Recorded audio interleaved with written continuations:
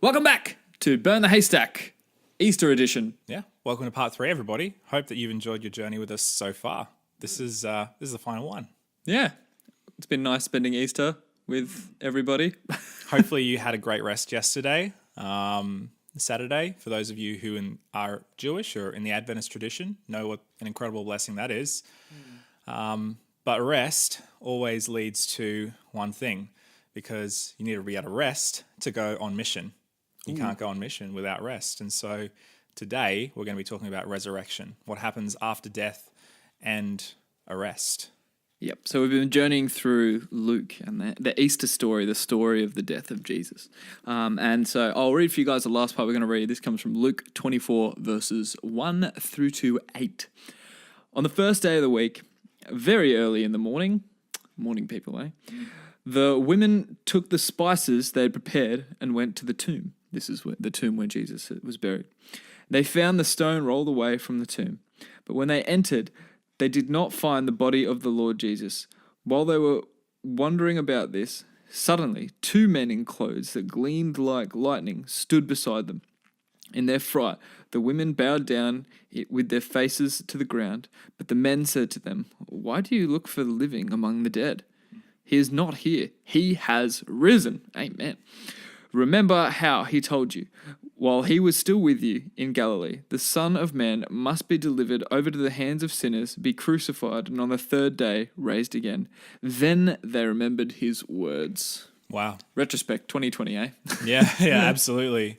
It's only after that they actually realize, oh wait, this is what it was all about the whole time. Yeah, he kept dropping all these hints, and we never realized. You know when you're watching an ad for a reality TV show, and then it's like some drama, and then the voiceover's like, "This is going to change everything."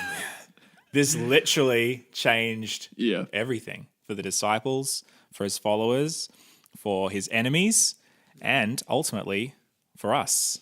Absolutely. Crazy. Yeah, and I suppose that's the thing.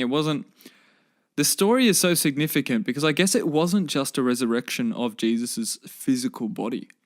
If you remember the past 2 days, we talked about the state of the disciples, how they were feeling.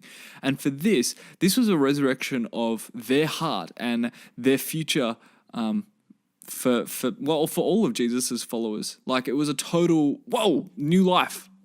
Yeah, the dream was alive again. The dream was more powerful than ever before. The dream, what Jesus was going to come and accomplish was back. We're back, baby. We're back. Except it was different this time. It wasn't, and I think the disciples understood that. They understood that I think they were still processing, but the realization that, oh wait, Jesus talked about this. How does this fit into our plans now?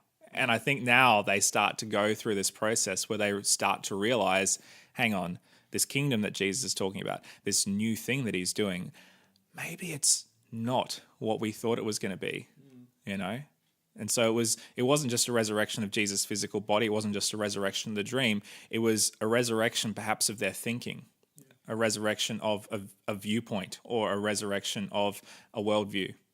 And yet there's still like a death of their old way of thinking. Yeah. The death is still real. There is still a real part of them that still saw all that. They're still feeling that. And yet there still is this resurrection. Yeah, if you look at the disciples after the resurrection of Jesus, they're just transformed. Hey. Absolutely. They're completely different people. And I'm not just talking about, they went on a 12-step program or they went on a diet or hit the gym. Like their whole psyche, their whole way of being changes because of the resurrection. So a little part of them died in the resurrection, but it's almost in the crucifixion, excuse me. But then it's like in the resurrection, a little part of them is now reborn anew, along with Jesus, along with the whole thing. Yeah, and it's, I suppose, this idea that we've kind of touched on the last couple of days and hinted at, that without death, there is no resurrection. Yeah. If there wasn't that crazy life-changing experience of the death of Christ, the death of exactly who they'd been following for the past 3.5 years and everything they'd been working for, then this resurrection, man, wouldn't have been there. Yeah. So it's this whole journey that they've been taken on. And I suppose that's the paradox of hindsight, isn't it? It's when you're in the midst of your death or the death of something, it's so difficult to be able to see the light at the end of the tunnel. But then once you're out of that situation, once you're out of that season, once you're out of that circumstance, and you allow time to heal those wounds, and you allow, the result of that season to change you, then you start to realize how it changed you and how perhaps it allowed you to give birth or to reawaken or be reborn into newness of being. And I love, there's actually a song written by John Mark McMillan. I'd encourage you guys, if you haven't heard it, go and check out the song Death in Reverse by John Mark McMillan. It is a beautiful song, Death in Reverse. Quite a cool title as well. I love it. And I'll just read I think it's the pre-chorus and the chorus, I don't know. But it reads like this. Then I build my life around someone who I thought that I was. But it turns out all the things I do to feel young, they only make me feel old, which I kind of giggle at when I hear. And then the chorus is, but you raise me like a baby, like a fiery phoenix bird. Oh, you lift me up like Lazarus and love me like death in reverse. Wow. Super powerful song. Yeah, that's crazy. I guess it just illustrates this idea that in order to have a resurrection, you need a death. In order to have a resurrection, you need a rest. In order to have something new, something old has to die. And after it has to die, it has to lie for a little bit, and then it can be raised back to life again. So I don't know what sort of death that you've been going through. I don't know what sort of death you've had to experience, but when you get to the other side, when you allow yourself to take that rest, and when you allow yourself to go through that process of grief perhaps, then that's when the morning starts to break. And I don't think it's I don't think that it's a coincidence that Jesus rises back to life early in the morning, just as the sun is about to break and just as new life and light is coming to the world after a long, long night. It's this beautiful picture. And we're going to be talking about this more in a podcast coming up. So, but, there's this idea that Easter is based around the spring season, new life, obviously Northern Hemisphere, not so much for Australia and New Zealand, but the idea that there's this new life awaiting. And I believe there is really this new life awaiting all of us, but new life generally comes at the cost of a process like this death, the rest and resurrection. There's always a cost to everything. A price always has to be paid. But if you look at the trajectory of the Christian church after the death, resurrection, and then ascension of Jesus, you don't see something that is just slightly better. You don't see something that is incrementally improved.